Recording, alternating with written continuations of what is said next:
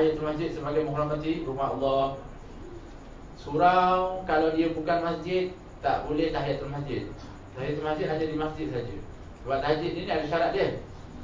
Dan jadi masjid dia mesti adalah tanah wakaf, tempat yang diwakafkan.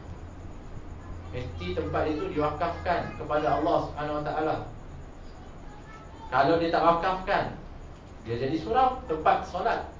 Boleh tahiyatul masjid? Tak boleh lah. Cuma ada pendapat kata boleh. Dalam buku idaman buku untuk itu pendapat kepada mu'alif tu mengatakan boleh. Sebab apa dia kata kita solat itu bukan kerana kita menghormati masjid tu, tetapi kita menghormati Allah, pemilik kepada masjid. Jadi begitu juga surau, kita semua solat untuk Allah SWT. Tapi pendapat yang sahih tak boleh. Sebab tak cukup syarat. Seperti mana kita solat di luar masjid juga. Boleh tak tahiyat masjid? Saya nak tahiyat masjid supaya saya nampak masjid. Tak boleh juga. Jadi tempat itu yang membolehkan seseorang itu boleh atau tidak, status kepada tempat itu. Kalau pun nama dia surau, contoh, kita pergi situ, dia apa nama dia surau, tapi ini wakaf tau. Kami wakaf untuk masjid, tapi kerana minta jabatan agama tak bagi untuk dianya dijadikan masjid. Sebab ada masjid dekat dan sebagainya. Maka kita boleh tahiyatul masjid sebab dia memang wakaf untuk masjid. Cuma nama dia, nama dia surau. Sebab tak boleh dinamakan masjid. Sebab kita kat Malaysia masalahnya, kalau nama masjid mesti kena buat solat Jumaat, baru nama dia masjid. Sedangkan kalau kita tengok dekat negara-negara Arab misalnya, masjid, orang tak buat. Orang semua kalau boleh nak jadikan masjid, nak dapatkan pahala lah kan. Masjid dekat-dekat, tapi time solat Jumaat tak dirikan solat Jumaat, solat dekat masjid, jami' dia, masjid yang ditentukan saja. Atau masjid Imam Haddad Al-Hawi tetap didirikan solat Jumaat, semua solat di masjid jami'.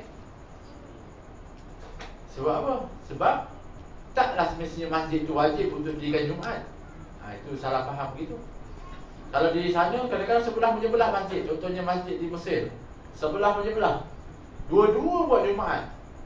Boleh dengar khutbah sebelah, boleh dengar orang sebelah. Kita boleh duduk tengah-tengah. Tak salah juga kalau begitu.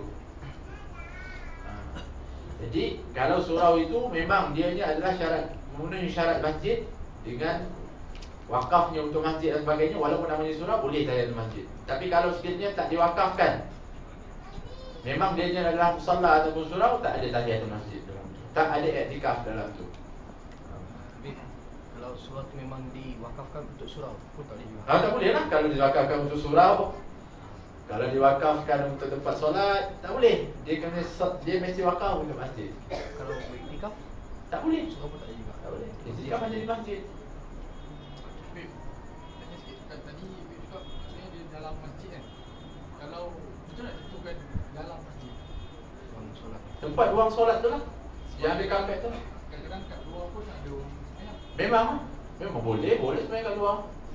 Tapi luar itu bukan masjid lah. Itu dipanggil haramul masjid ataupun ruang masjid. Ruang. Apa tahu kaki ni di ruang masjid ke apa nama dia? Dataran masjid ke? Itu tak nama masjid. Maksudnya kawasan yang berkapet je lah. Itu yang dalam tu yang disebutkan masjid.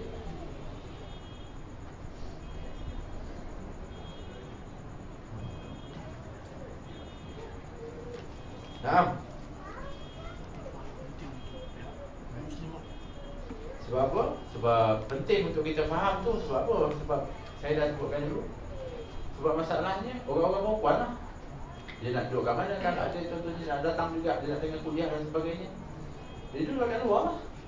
Kalau duduk luar tu juga masjid, dia tak boleh duduk lah. Kalau kawasan pagar itu dia kata masjid, ada orang tak faham, dia kata di masjid, bukan perempuan sampai dalam masuk dalam pagar tak boleh. Boleh masuk dalam pagar, boleh duduk kat luar tu boleh, tapi dia tak boleh masuk dalam ruang solat itu, sebab itu masjid. Tapi orang yang nak solat tahiyatul masjid pun tak boleh juga dekat dalam pagar tu, sebab dia bukan masjid. Itu yang kena faham. Naam. مولاي صل وسلم دائما أبدا على